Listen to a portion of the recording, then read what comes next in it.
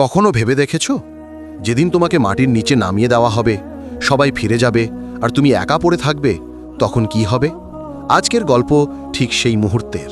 হিম্মত থাকলে শেষ পর্যন্ত দেখো, আর যদি মনে কাঁপে একটু সুপার থ্যাঙ্কস দিতে ভুলে যেও না, কারণ তোমার একটি ক্লিক কারো হিদায়াতের কারণ হতে পারে।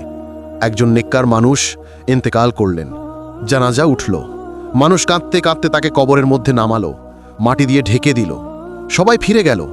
অন্ধকার, সুনসান নীরবতা। এখন তিনি সম্পূর্ণ একা।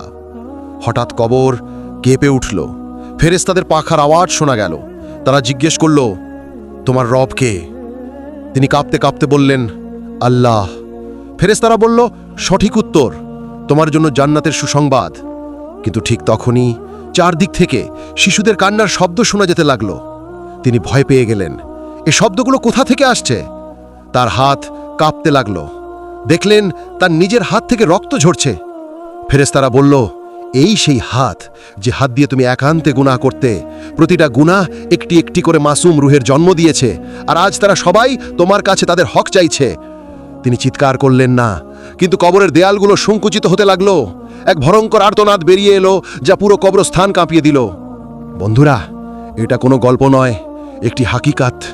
নিজের হাত দিয়ে নিজের যৌবন নষ্ট করো না, নহলে কবরেই সেই হাত তোমার সবচেয়ে বড় শত্রু হয়ে দাঁড়াবে।